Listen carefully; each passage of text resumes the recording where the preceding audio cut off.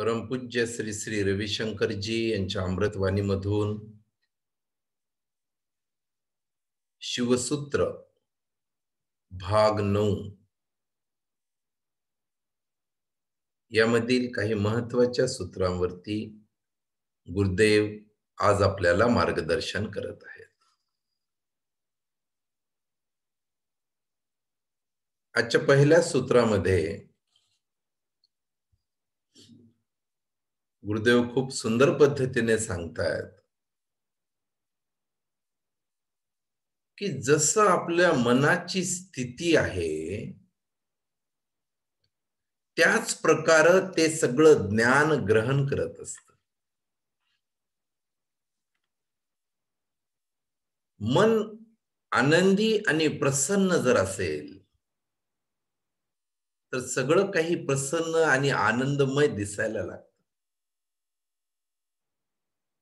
मन जर दुःखी असेल, परेशान असेल, तणावात असेल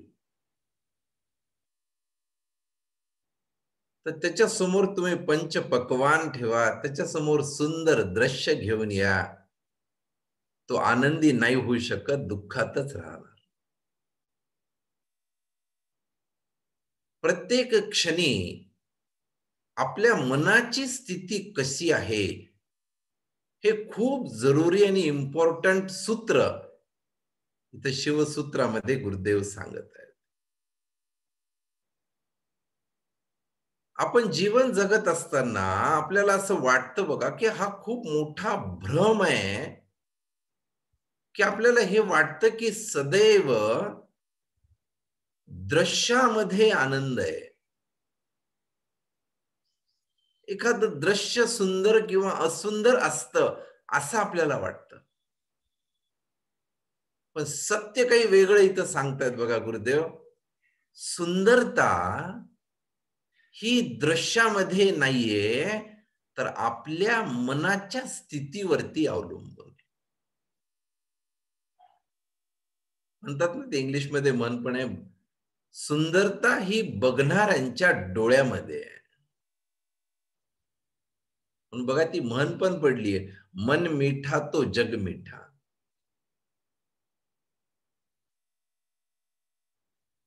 बघा ना, एकच व्यक्ती असती, तुम्ही वेगवेगळ्या लोकांना विचारलं तर बरेचसे लोक म्हणतात की ही व्यक्ती सुंदर आहे आणि बरेचसे लोक असं म्हणतात की ही व्यक्ती सुंदर नाहीये. आपण कुठल्या दृष्टीने बघतोय आणि आपल्या मनाची स्थिती काय आहे त्याचप्रमाणे समोरचं दृश्य दिसायला लागतं, हे सांगतायत गुरुदेव इथं. या बघण्यामध्ये बघा दोन दृष्टिकोन सांगतायत. एक आहे वैज्ञानिक दृष्टिकोन. वैज्ञानिक दृष्टिकोन म्हणजे फक्त बुद्धीने पाहणे. विज्ञानाच्या दृष्टिकोनातून जर चंद्राची व्याख्या करायला गेली तर शास्त्रज्ञ त्याची व्याख्या काय करतील? एक दगड आणि मातीचा गोळा म्हणजे चंद्र इतकंच दिसतं त्यांना. बाकी काही नाहीये चंद्रावर, फक्त दगड आहेत. पण एक लहान मुलाच्या दृष्टिकोनातून जर चंद्र पाहिला तर तो जन्मल्याच लहानपणीच चंद्राला कशाची उपमा देतोय बघा, चंदा मामा म्हणतोय. एक संबंध जोडतात. जे व्यक्ती हृदयाने बघतात ना ते संबंध जोडण्याकडे असतात. ते हृदयाने पाहतात, प्रेमाने पाहतात. हा खूप एक मोठा फरक इथं सांगतायत बघा. ही आध्यात्मिक भाव, हृदयाने पाहणे यालाच आध्यात्मिक भाव हे सुद्धा म्हणलेले. आणि त्याच्यामध्ये बुद्धी आणि हृदयाच्या पाहण्यामध्ये फरक काय बघा. नुसतं बुद्धीने जर जगाकडे बघितलं, प्रत्येक व्यक्तीकडे बघितलं तर फक्त एक वस्तू बनून राहसाल, तुम्ही यंत्र बनून राहसाल. प्रत्येक व्यक्तीकडे तर हृदयाने बघायला लागल तर त्याच्यात सुद्धा आपलाच फायदा सांगतात बघा, आपलेपणाचा भाव निर्माण होणार. प्रत्येक व्यक्तीबद्दल प्रेम वाटायला लागेल. आपलेपणा वाटायला लागेल. नाही तर नुसतं बुद्धीने बघितलं तर एक काय हाडामासांचा गोळा असं म्हणून जर बघितलं, तर आपलं मन कसं कमकुवत व्हायला लागेल, कमजोर व्हायला लागेल आणि ऑटोमॅटिक आपण दुःखाला बळी पडू. हे सांगतायत इथं. आणि त्याच्याच अनुषंगाने सांगतायत, की इथं 2 प्रकारच्या शक्ती कार्यरत असतात. कुठल्या? एक पशुशक्ती आणि एक अपशु शक्ती. या 2 शक्ती सांगितलेल्या आहेत. पशुशक्ती म्हणजेच बघा फक्त बुद्धीनेच चालण्याचं. प्राण्यांमध्ये हे बघायला भेटतं बघा. हत्ती, घोडा, बैल याच्यामध्ये बघा शक्ती असती, पण याच्यामध्ये काय एक आक्रोशभरी शक्ती असते. बुद्धिहीन शक्ती असते. यांत्रिक शक्ती असते. हे सांगितले की पशुशक्तीमध्ये. परंतु अपशु शक्तीमध्ये काय सांगतायत बघा. अपशु शक्तीमध्ये एकदम सहजता आहे, हं, सजगता आहे, प्रेम आहे, आपलेपणाचा भाव आहे. आणि हेच काय सांगतात, शुद्ध बुद्धीचं लक्षण अपशु शक्ती हे सांगतायत. त्यालाच अलौकिक शक्ती हे सुद्धा म्हणलेलं आहे. पुढच्या सूत्रामध्ये सांगतात बघा, वितर्क आत्मज्ञाना. हे खूप सुंदर आहे बघा. आपण हे रोजच्या रोज याचा अनुभव पण येतो आपल्याला. 3 प्रकारचं ज्ञान सांगतात. एक तर्क ज्ञान, दुसरं कुतर्क ज्ञान आणि तिसरं सर्वश्रेष्ठ असं वितर्क ज्ञान. तर्क ज्ञानापासून विज्ञान बनलेले. तर्क जर बदलला तर ऑटोमॅटिक विज्ञान सुद्धा बदलायला लागतं. हे सांगतात. तर्क ज्ञानामध्ये येतं बघा, सुरुवातीला आपण बघितलं की जसं याचं उत्तम उदाहरण आहे केमिकल फर्टिलायझर. सुरुवातीच्या काळामध्ये असं शास्त्रज्ञांनी सांगितलं की chemical fertiliser is the best. आणि मग ते सगळ्या शेतकऱ्यांनी अडॉप्ट पण केलं. पण जसं जसं संशोधन झालं, तसं समजायला लागलं की हे केमिकल फर्टिलायझर आपल्या शरीरासाठी, जमिनीसाठी, सगळ्यांसाठीच खूप घातक आहे. केमिकल फर्टिलायझर टाकलं, जमीन खराब होणार. जमिनीमध्ये जे चांगले जीवजंतू असतात ते पण मरतात. आणि ते मेल्यानंतर जे काही थोडंफार उत्पन्न आल्यासारखं वाटतं, सुरुवातीला वाटतं नुसतं की याचं उत्पादन जास्त येते. पण ते आलेलं उत्पादन सुद्धा आपल्यासाठी डेंजर आहे. त्याच्यामध्ये केमिकल्स टाकल्यामुळे त्याच्या विषाचा अंश राहतो. आणि मग लहान मुलांमध्ये, मोठ्या माणसांमध्ये हे जे सगळं रोगराईचं प्रमाण वाढलंय ना, हे याचंच लक्षण आहे की हे केमिकल फर्टिलायझर आणि पेस्टिसाइड्स फवारण्या करून विषाचं अन्न आपण खातोय आणि मग आपली इम्युनिटी कमी होते आणि रोग निर्माण होतोय. तर हे बघा, आता सायन्स पूर्ण बदललेलं आहे. आता काय म्हणते विज्ञान, काय म्हणतंय आता, की आता नैसर्गिक शेती करा, सेंद्रिय पदार्थाच्या पासून शेती करा. म्हणजे बघा, पहिले तर्क होता, आता विज्ञानाने हे सिद्ध केलं, तर्क चेंज झाला. हे ज्ञान आहे. तर्काचं हे अधुरं ज्ञान असतं, हे सांगता येईल. आणि हे असे बरेचसे तर्क बदललेले आपण बघितलेले आहेत ना. पहिले बघा, मीठाचं सुद्धा हेच आहे. आता शास्त्रज्ञांनी, डॉक्टर्सनी सिद्ध केलंय की जास्त मिठाचं सेवन आपल्यासाठी डेंजर आहे. 3 पांढऱ्या वस्तू खूप घातक आहेत आपल्यासाठी. कमी करायला पाहिजे, बंदच करायला पाहिजे. त्याच्यात एक मीठ आहे, दुसरं साखर आहे आणि तिसरा मैदा आहे.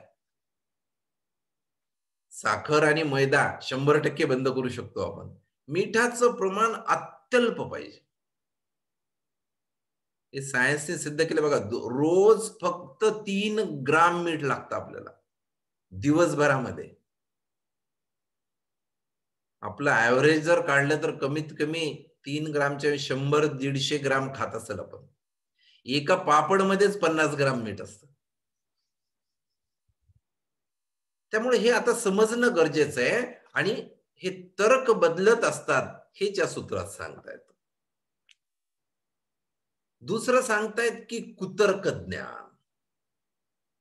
हे बघा, हे खूप बघायला भेटतं बरं का. कुतर्क ज्ञान हे काय, हे बुद्धीने केलेलं ज्ञान असतं फक्त. हे खूप अधुरं आहे, हे खूप मोठं अज्ञान आहे हे सांगतायत. अच्छा, कुतर्कचं काय उदाहरण देतायत? हे कुतर्क म्हणजे काय बघा, जे फक्त शब्दानं जिंकण्याचं बघतात. तिथं सत्यता काय आहे, तिथं प्रेम काय आहे, तिथं आपलेपणाचा भाव काय आहे, याचं काही घेणं देणं नाहीये त्यांना.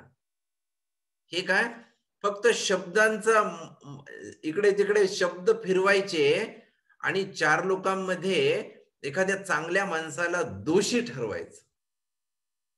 सत्य मार्गावर जो आहे, जो खरा आहे, जो प्रेमळ आहे, ज्याच्या मनामध्ये शुद्ध भाव आहे, जो समाजासाठी काहीतरी करू इच्छितोय, अशा माणसाला बदमाश ठरवायचं, खोटं ठरवायचं, त्याची बदनामी करायची, हे बघा कुतर्क. हे तर खूप वेळा पाहतो आपण सगळं जगामध्ये. चांगल्या माणसाला त्रास देण्याचं षडयंत्र तर सगळीकडे चालू आहे. घरामध्ये, समाजामध्ये, जगामध्ये नेहमी पाहतो आपण. हेच कुतर्क करतात ही लोक. याचं किती सुरेख उदाहरण देतात बघा गुरुदेव. कुतर्क काय आहे? म्हणजे शब्दांनी पटवून द्यायचं. कसं? समजा अर्धा दरवाजा बंद आहे. याचा अर्थ काय? अर्धा दरवाजा बंद आहे. याचा अर्थ असा एक होतो, की अर्धा दरवाजा चालू आहे. बरोबर आहे एकदम. याला बघा कुतर्कमध्ये कसं बसवता येते? याला मल्टिप्लाइड बाय 2 करा.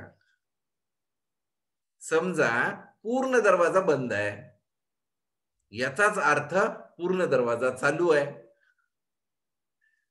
हे कुतर्कच्या दृष्टीनं तर सूत्र बरोबर बसतंय एकदम. पण सत्यता काय? असं नाही. असं होतं का?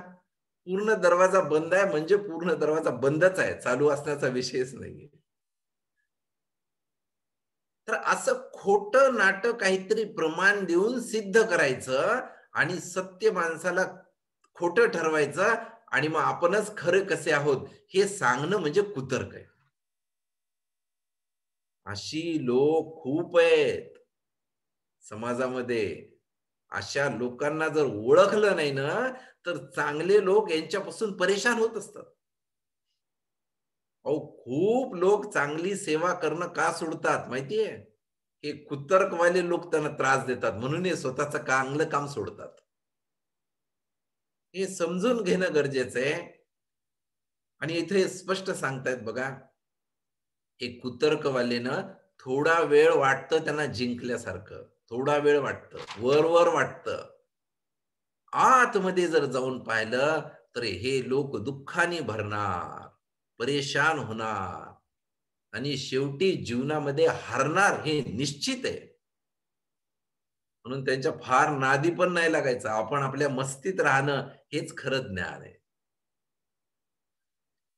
तर तिसरं सांगतायत मग तर्क झालं, नंतर कुतर्क झाल्यानंतर तिसरं सांगतायत मग कशा पद्धतीनं राहायला पाहिजे आपण? तर हे सांगतायत इथं, की वितर्कामध्ये येणं हे खरं ज्ञान आहे. तर्क आणि कुतर्कापासून वितर्कमध्ये येणं हीच खरी साधना आहे. हेच खरं मनुष्य जन्माचं रहस्य आहे. आपल्याला मनुष्याचा जन्म याच्यासाठीच भेटलाय, की तर्क आणि कुतर्क सोडून आपल्याला वितर्कमध्ये यायचंय. आणि वितर्क आत्मज्ञानम हे सांगितलेलं आहे. याच्यामध्ये काय होतं? माणूस अंतर्मुखी व्हायला लागतो. प्रसन्न व्हायला लागतो, आनंदी व्हायला लागतो. आणि मग सांगतायत वितर्क जे हे आहे, याच्यामध्ये आत्मज्ञान वाढायला लागतं. अच्छा, हे आणि वितर्काचं एक विशेष सांगतात बघा, हे शब्दाच्या पलीकडचं ज्ञान असतं. फक्त शब्दातून हे व्यक्त सुद्धा नाही करता येत. म्हणून बघा सांगतायत, की मौन मधून सगळ्या काही गोष्टी सांगू शकतो आपण. जसं याचं सुंदर उदाहरण देतायत बघा. एखाद्या व्यक्तीला जर विचारलं, की "अरे बाबा तू झोपलायस का?" हा जर प्रश्न आपण एखाद्या झोपलेल्या व्यक्तीला विचारला, की "अरे बाबा तू झोपलायस का?" बघा, त्यानं जर उत्तर हो म्हणून दिलं, तर तो नक्कीच झोपलेला नाहीये. आणि त्यानं जर उत्तर काहीच नाही दिलं, तर मग हे सत्य आहे, की तो झोपलेला आहे. वितर्कमध्ये शब्दांची गरज पडत नाही. शब्दांच्या पलीकडचं ज्ञान असतंय. आणि यालाच म्हणतात बघा, मौनमध्ये जे ज्ञान लपलेलं आहे ना, ते सर्वश्रेष्ठ ज्ञान आहे. आपल्या आश्रममध्ये लिहिलेले बघा, soul to soul communication is silence. आत्म्याचं आणि आत्म्याचं संभाषण जे होतं ना, ते मौनमधून होतं. हे सांगतायत इथं. अच्छा, इथं अजून एक सुंदर सांगतायत, की वितर्क हे प्रयोग आहे. काय आहे? प्रयोग आहे. प्रयोग हा नुसतं वाचून शब्दामध्ये नाही करत, त्याला प्रॅक्टिकली करावं लागतं. प्रत्यक्ष करावं लागतं आणि प्रयोग हा कशासाठी असतो? अनुभूतीसाठी असतो. स्वतः आपल्याला अनुभव जर काही करायचा असेल ना, तर प्रत्यक्ष प्रयोग करावा लागतो. त्याच्याशिवाय समजू नाही शकत. अध्यात्म हा सुद्धा विषय ना प्रयोग करण्याचा आहे. ध्यान हा विषय प्रयोग करण्याचा आहे. ध्यानची पुस्तकं वाचून ध्यान नाही होणार. प्रेम हा जो विषय आहे ना, प्रयोगाचा विषय आहे.